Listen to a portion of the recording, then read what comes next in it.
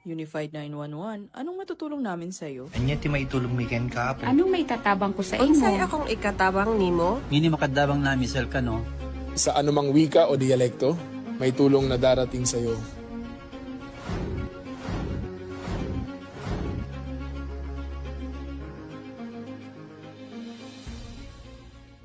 Lilingkod sa bawat Pilipino at magbibigay ng tamang impormasyon para sa tahimik at maayos na Pilipinas. Police News Network, alagad ng batas, tagapagtaguyod ng balitang pulis, sandigan ng mamamayan, patnubay ng katotohanan. La Campo Crame, maghahatid ng pinakahuling kaganapan at nagbabagang balita. Ito ang PNN Police News Network. At ngayon, ang inyong mga tagapagbalita. Magandang araw, Bagong Pilipinas. Ako ang inyong tagapagbalita, tagataguyod ng Balitang Pulis, NUP Loreto Bonifacio Concepcion. At ngayong araw ng Miyerkules, muli nating makasama bilang special guest co-host, walang iba kundi si Ms. Louise Hussein Alba Lopez, Mrs. Asia Pacific All Nations 2022 at Luminous Woman of the Year 2023. Magandang umaga, Ms. Shing. Magandang umaga, Sir Eton. Magandang umaga din sa lahat ng manonood ng Police News Network. Huwag po nating kalimutang i-like, i-follow at i-subscribe ang page ng Philippine National Police, Police Community Affairs and Development Group, PKG Tagapag-Ugnay at Police News Network. Kami po ay maghahatid sa inyo ng tamang balita, kuwento ng pulis at serbisyo para sa mamamayan at ito ang PNP News Online. Ang pangunahing balita ng Police News Network, alagad ng batas, tagataguyod ng Balitang Pulis.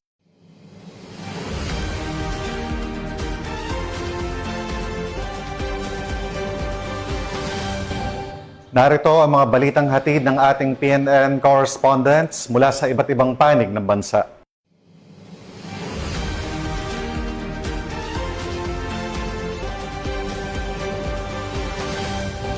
Sa bisa ng warrant of arrest sa mga kasong rape at sexual assault, arestado ang number 6 Regional Most Wanted Person sa Mangaldan, Pangasinan. Naaresto ang suspect sa pangunguna ng Dipun Police Station. Bunga ito ng puspusang operasyon ng PNP kontra wanted person upang mapanagot ito sa batas at masiguro ang kaligtasan ng bawat mamamayan. Narito ang detalye ng report mula kay Police Staff Sergeant Jeff John Nabasa. Hindi na nakapalagpang lalaking ito matapos arestuhin ng mga tauhan ng Dipun Police Station ang number 6 Regional Most Wanted Person sa kasong panggagahasa sa isinagawang operasyon sa Barangay Salaan, Mangaldan, Pangasinan nito lang Enero 13 kahapon nitong taon. Kinilala ang akusado bilang si alias Danny, 44 taong gulang, may asawa at residente ng Dipun Quirino. Batay sa investigasyon, ang biktima ay isang menor de edad na kapitbahay ng sospek. Noong gabi ng Setyembre, nakaraang taon, nang pinagsamantala numano ng akusado ang biktima matapos itong hatakin habang nag-iisa. Makalipas ang isang buwan, naglakas loob ang biktima na magsumbong sa kaibigan na nagresulta sa pag-uulat sa mga otoridad noong ika-10 ng Oktubre taong 2025. Nahaharap ang akusado sa kasong rape at sexual assault sa ilalim ng warrant of arrest na inisyu ng Regional Trial Court, 2nd Judicial Region, Branch 32, Cabarugis, Quirino.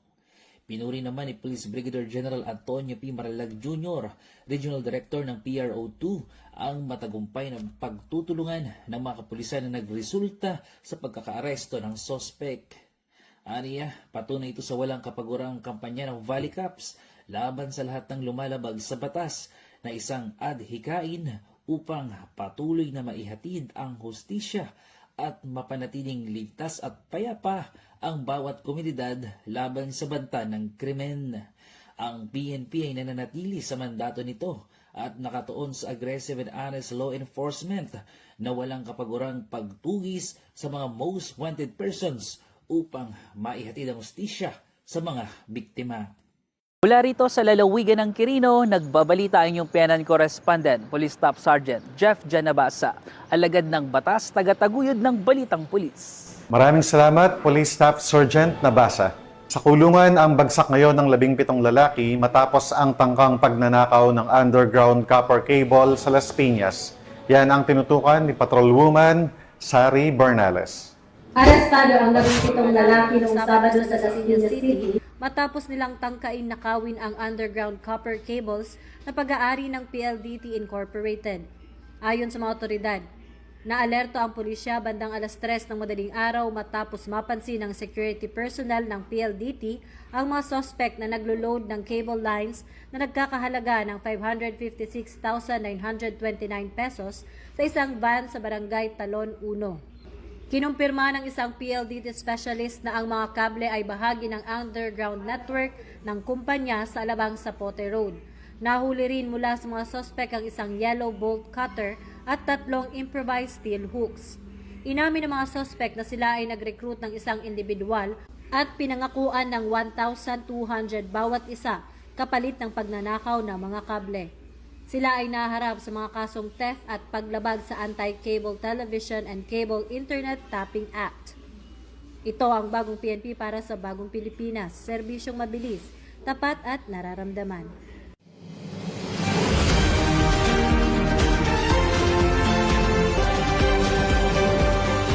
Police Regional Office 7. Nakiisa sa isinagawang inaugurasyon ng bagong Cebu Provincial Disaster Risk Reduction and Management Office sa Cebu City.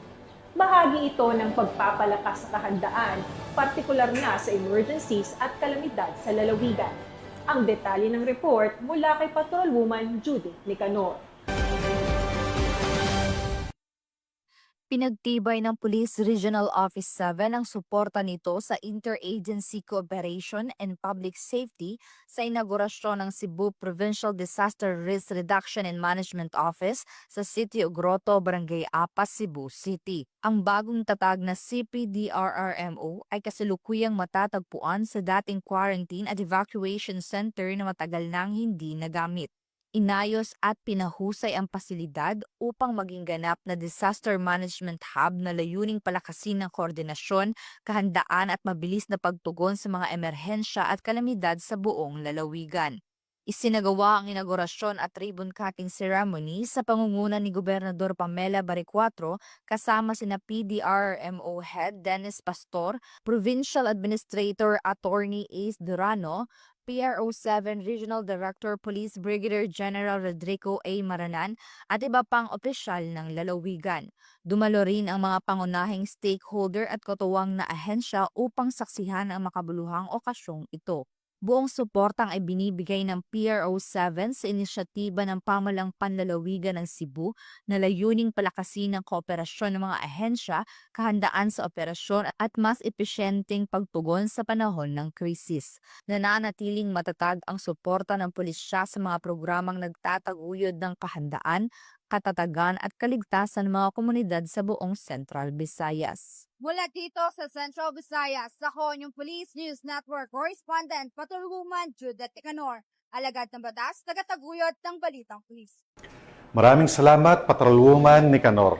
Command visit sa Police Regional Office 4A naging matagumpay sa pangunguna ni Police Lieutenant General Jose Melencio Nartates Jr., Acting Chief PNP. Ang report mula kay Patrolwoman Resalie Umalay.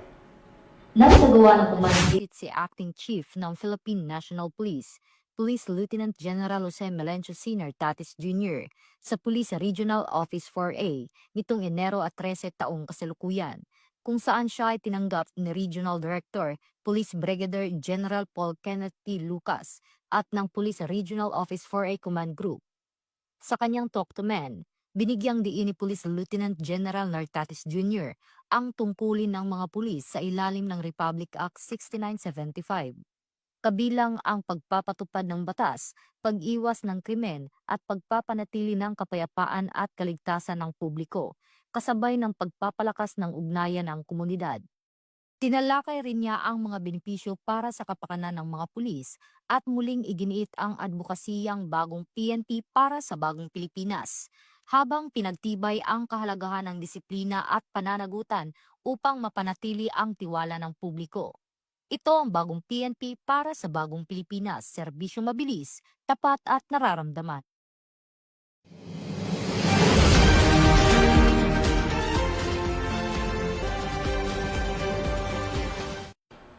Lalaki arestado matapos mahulihan ng mahigit 700,000 piso ng halaga ng smuggled na sigarilyo sa isinagawang checkpoint operation ng Regional Mobile Force Battalion 10 sa Bukidnon. Magbabalita dyan si Patrolman Edwin Baris. Nasa batas ng smuggled na sigarilyo sa isinagawang checkpoint operation ng mga otoridad sa Barangay Kalagangan, San Fernando, Bukidnon. Ito ay 11 ng Enero taong kasalukuyan. Kinilala ng otoridad ang naarestong suspect na si alias Rob, 37 anyos at residente ng Barangay Magatos, Asuncion, Davao del Norte. Ayon sa investigasyon, galing ang suspect ng Quezon, Bukidnon papuntang Kapalong, Davao del Norte nang maharang ng mga otoridad sa isinagawang checkpoint.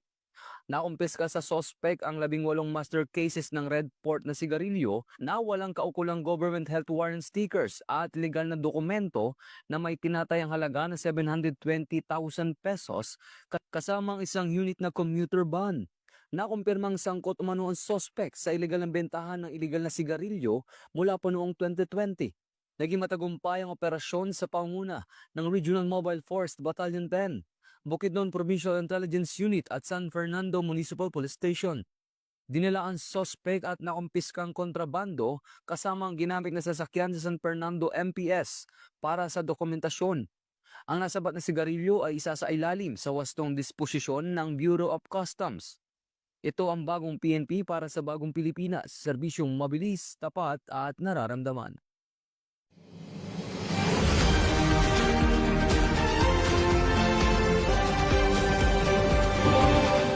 Maraming salamat, Patrolman Barnes. Sa puspusang operasyon ng Philippine National Police kontra illegal na droga, mahigit 4 na milyong halaga ng marijuana ang matagumpay na sinira ng mga otoridad sa Benguet.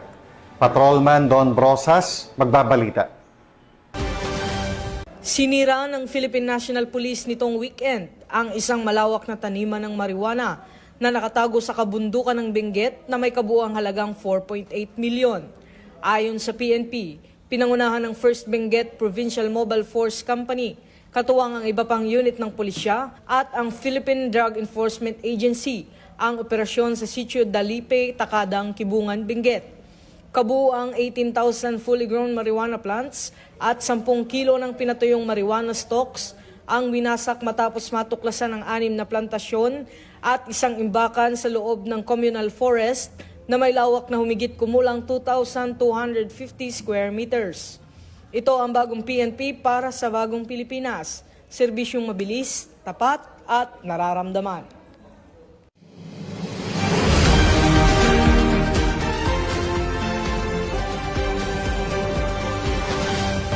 Maraming salamat, Patrolman Don Brosas. 21 individual arestado matapos ang isang linggong operasyon ng PNP Anti-Cybercrime Group. Tinutukan yan ni Patrolwoman Resalie Umalay.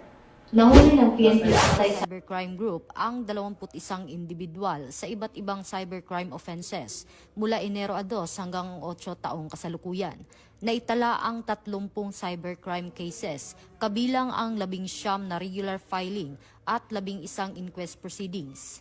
15 sa mga sospek ay nahuli sa entrapment operations at 6 ang wanted persons na nadakip. Nagsagawa rin ang ACG ng 5 warrant of disclosure computer data, 6 na digital forensic examinations, at 431 cyber patrols para labanan ang online crimes. Ayon kay Acting Chief PNP, Police Lieutenant General Jose Melencio Sr. Tatis Jr., patuloy na palalakasin ng PNP ang cyber capabilities upang protektahan ang publiko laban sa lumalalang banta ng cybercrime. Ito ang bagong PNP para sa bagong Pilipinas, serbisyong mabilis, tapat at nararamdaman.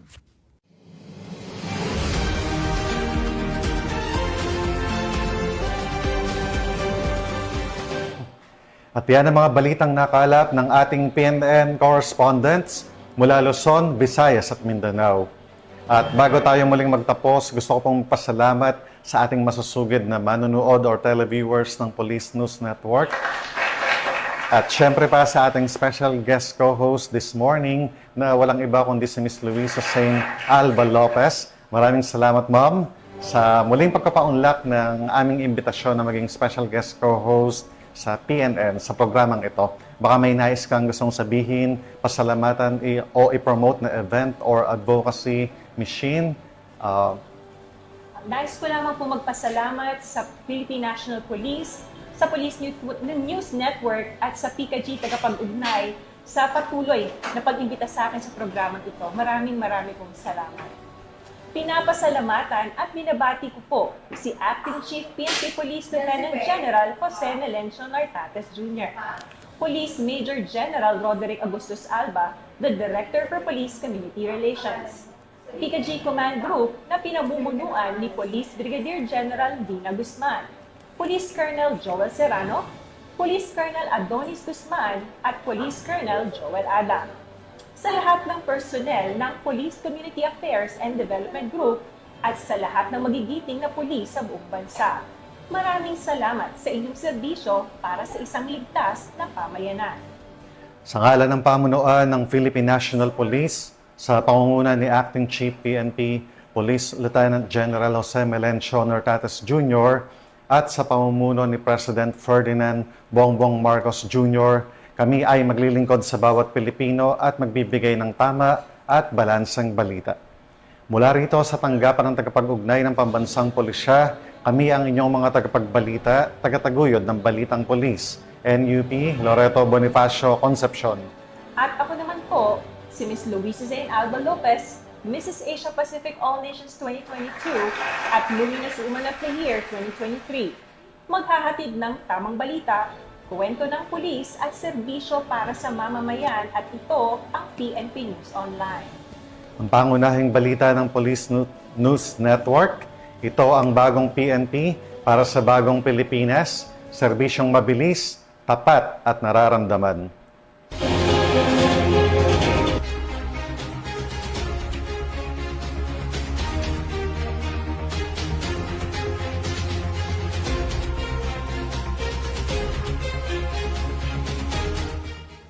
Police News Network, alagad ng batas, tagapagtaguyod ng balitang pulis.